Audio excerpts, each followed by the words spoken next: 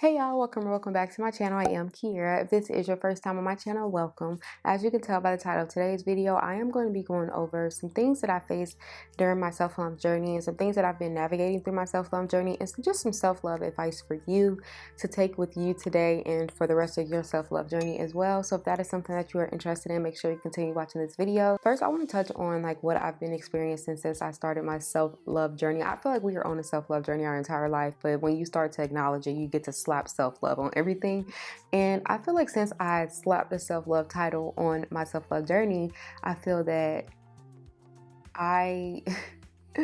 it's been challenging, okay? Like when you start to acknowledge an emotion that you didn't acknowledge before, it gets real, okay? And I feel that since I've been acknowledging my self-love journey, it's been very, very tough. Also because I've been going through a lot, but there's been a lot of tears. There's been a lot of smiles and just tears of joy, laughter. There's been a lot that I've experienced these last few years, but I would say a lot of it comes from just being disciplined and knowing when to react on a certain emotion. Once you get on a self-love journey, you'll understand that every action does not deserve a reaction from you or just a reaction from your emotions, should I say, because you'll learn that there's always emotions and energy exchange between people. And when you start to stand in your own power and stand in your own emotions, you'll understand that I'm allowed to feel how I feel, they're allowed to feel how they feel, and I'm not going to allow them to affect the way I feel. If I feel sad, I'm allowed to. If I feel happy, I'm allowed to. And you should never allow anyone else to come into your self-love journey and tell you how you shouldn't or shouldn't feel, even if the emotions are good or bad. But you also have to be in control over how you react to those emotions. It's okay to feel a certain way, but you have to be more in control over how you react to those situations. And I think that is the biggest lesson that I've learned on my self-love journey. I can be pissed off, I can be angry, I can be mad about a lot of stuff, and that's okay. But I feel like the most thing that you have to take away from your self-love journey is it's not about how you feel, it's how you react to those feelings when you're feeling them.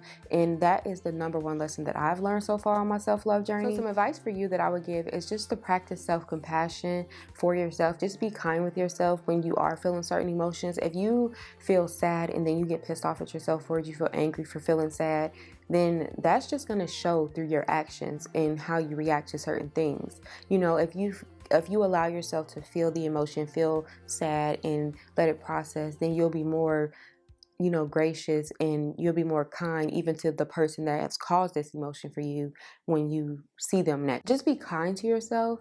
Don't be so hard on yourself when it comes to your self-love journey. It's really not that serious. We are human, we experience emotions, and then this sadness that you feel today probably will be gone tomorrow, if not in a couple weeks to a couple months, and you'll be looking back on the days dang, I remember when I was this sad. I look at days like that, even though I still have days where I feel like I'm literally at rock bottom, I still get to look back at other days was that was rock bottom too at that time. You know what I'm saying? So when you are at different phases of your self-love journey, every time you get sad or get a spark of sadness of an emotion, you'll feel like it's rock bottom. Because then you'll look back at another time and it's damn, I feel like I was at rock bottom when I was back there. But right now, in this moment, in this time, I feel like this is rock bottom because you move past that emotion. And when you learn to move past certain emotions, you'll learn how to deal with them the next time and the next time and the next time. Now, if you continue to not face your emotions, you'll never learn the lessons of getting past those certain emotions, if that makes sense. So just be kind to yourself. Allow yourself to feel how you feel and feel through your emotions.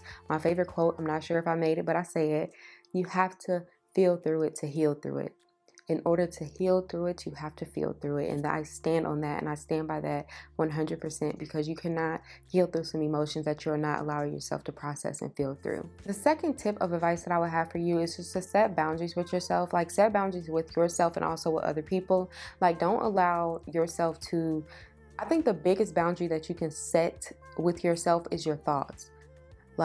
Because sometimes you may think you need to set boundaries with other people, but you need to set boundaries within yourself and how you think. If you know these thoughts are going to make you sad, why do you keep thinking about them? So every time you think about a certain thought, you need to correct the course of that thought, so that you don't think it, or so that you can learn to not think about it in that way, if that makes sense. You have to set boundaries with your own self first, and then you can start set boundaries with other people. If people want to talk about certain situations that you know for a fact that you move past, then set those boundaries. Like if you're around someone who continuously bring up old things, or they want you to be into the drama of like certain situations and you feel like you're trying to move past it, then you need to set that boundary and maybe not be around that person. I think setting boundaries is like one of the most important things that you can do when you're on your self-love journey.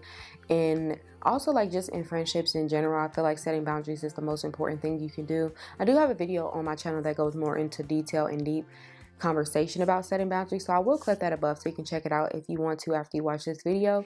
Setting boundaries is a huge step on your self-love journey, because you have to learn how to treat yourself, how to respect yourself, how to talk to yourself, how to care for yourself. And you also have to give those boundaries, set those boundaries with other people, so they know how to treat you, so they know how to respect you, so they know how to care for you. And if they don't want to line up with the boundaries that you set for yourself, then they gotta go. And that's just, stand on it. Like, if you set a boundary, you need to stand on it. You can't expect someone to follow the boundaries or follow the rules that you set for yourself if you don't even follow them yourself. Like, once you set a boundary, stand on that shit, okay? And do not allow no one to play with you, because it is your journey and you are in control over what you allow into your self-love journey, or basically what you allow into your life. You have control over it, so do not allow anyone else to tell you different. To kind of back off of the setting boundaries, you definitely want to seek friendships and relationships with people that are supportive. You want to put yourself around people that support the journey that you are on, whether it's a self-love journey or a healing journey, whatever journey it looks like for you. You want to make sure you're around people that support you and support what you're going through. You don't want to be around people who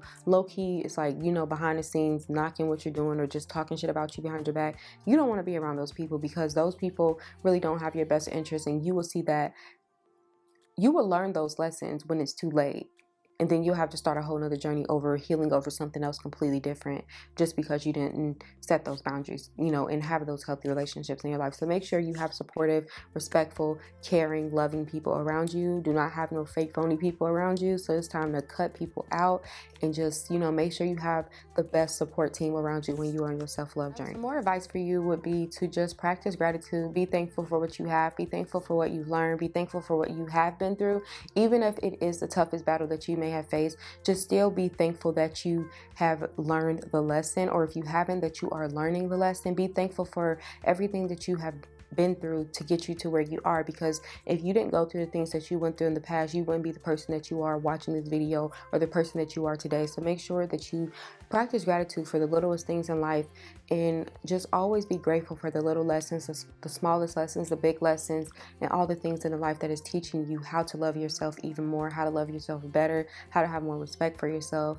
Every little thing that you have been through has led you to this moment to have the respect that you have for yourself. So you have to be grateful for every little thing, even if it's the things that hurt you the most. The last tip of advice that I can give to you is to not try to be perfect. You don't have to be perfect on your self-love journey. Your self-love journey is not going to look like mine. It's not going to look like hers. It's not going to look like his. It's going to look like yours. So you do not have to be perfect. So don't try to be perfect. Don't try to make everything about a picture, a collage, or an Instagram feed picture, making your self-love journey look perfect. You know, the aesthetics. Girl, forget those aesthetics, because that shit do not look like that when you're actually healing and going through stuff when you're on a self-love journey.